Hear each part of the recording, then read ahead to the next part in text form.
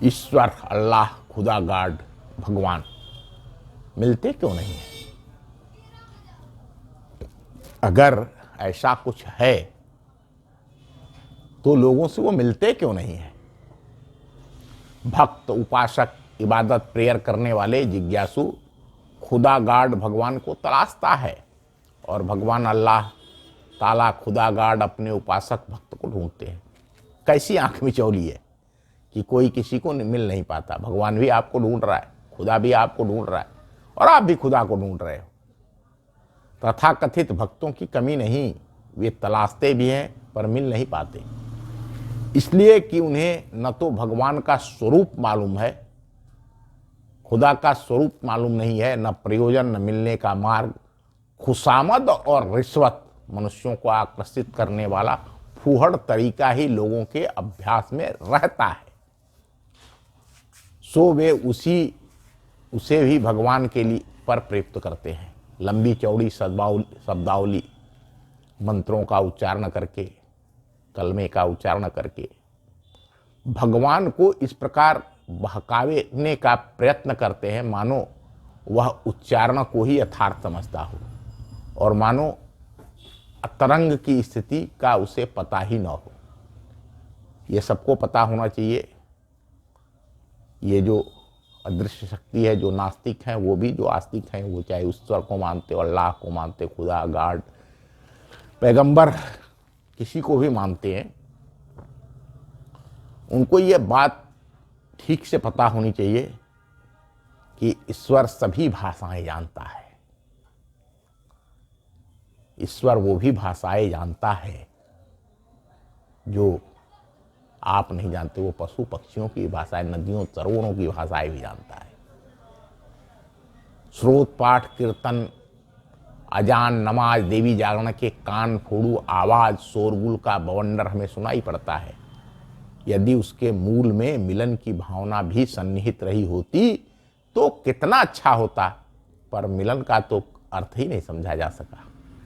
मिलन का अर्थ होता है समर्पण, समर्पण का अर्थ है विलीन होना।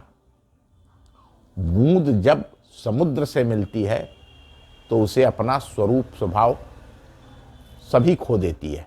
जब भी बूंद किसी नदी से मिलती है, समुद्र से मिलती है, तो अपना सब कुछ, सारा स्वरूप स्वभाव सब खो देती है और समुद्र की तरह ही लहराने लगती है। क्योंकि समुद्र खारा है, इसलिए बूंद अपने में भी खारापन ही भर लेती है।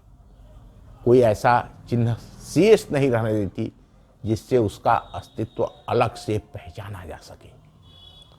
ईश्वर, गॉड, खुदा से मिलन का अर्थ है अपने आप को गुण, कर्म, स्वभाव की दृष्टि से ईश्वर जैसा बना लेना, ईश्वर के जैसा बन जाना और अपनी सारी आकांक्षाओं तथा गतिविधियों को वैसा बना लेना जैसा कि ईश्वर की है अथवा उसे हमसे अभिष्ट है।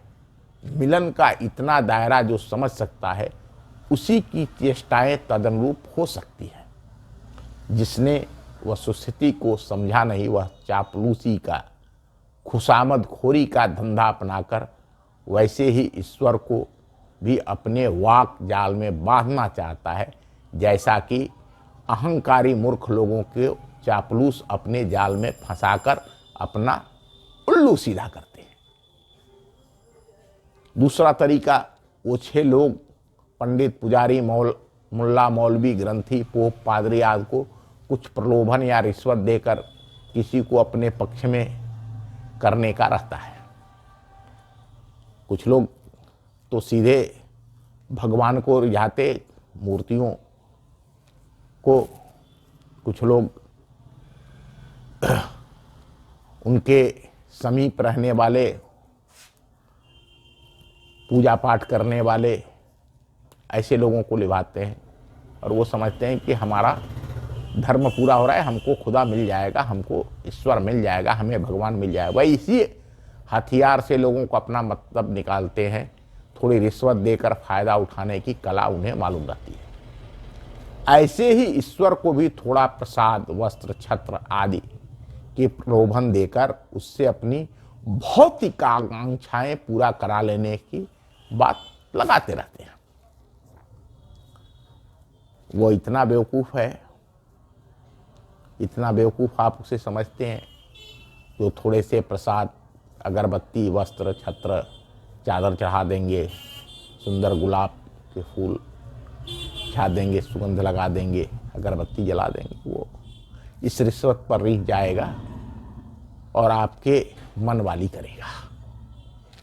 ये याचनाएं उनके पुरुषार्थ के अनुरूप हैं या नहीं, उन्हें संभालने, सदुपयोग करने की क्षमता भी है या नहीं, वे नीति, न्याय एवं औचित्य युक्त भी हैं या नहीं, इतना सोचने की फुर्सत किसे है? ईश्वर हमारी कामनाएं पूरी करे और बदले में थोड़ा सा उपहार रिश्वत के रूप में दे दे, इतनी ही बुद्धि इन तथाकथित भक्तों के काम की रहती है। वे थोड़े शब्दाडंबर, अंतरमंत्र तथा उपहार प्रलोभन के तुच्छ आधारों से ऊंची बात सोच ही नहीं पाते। फलस्वरूप उन्हें खाली हाथ ही रहना पड़ता है। इन तथाकथित भक्तों में से किसी को भी भगवान नहीं मिलता और उनके सारे क्रिया कृत्य निष्फल चले जाते हैं। आपने देखा होगा, बहुत आज भी हो रहा है, पहले भी होता था। ऐसे लाखों लोग हैं, वो वर्षों तक मंदिरों के अंदर, मस्जिदों के अंदर, गुरुद्वारों के अंदर, तमाम स्थानों पर ऐसे लोभ लालच, उपहार रिश्वत का खेल खेलते रहे, लेकिन कभी उन्हें ईश्वर का साक्षात्कार, आत्म साक्षात्कार खुदा से मिलने का नहीं होता, क्योंकि ऐसा है नहीं। खुदा से मिलने के लिए खुद को खुदा के साथ जोड़ना पड़ता है, खुद को खुदा में विलीन करना होता है, स्वयं को भगवान के काम के लिए भगवान के साथ समर्पण करना होता है, ईश्वर के साथ जुड़ना होता है। धन्यवाद, फिर मिलेंगे। अगर आपको हमारा यह वीडियो पसंद आया तो उसे पसंद करिए, साझा करिए, चैनल को सब्सक्राइब करिए। धन्यवाद।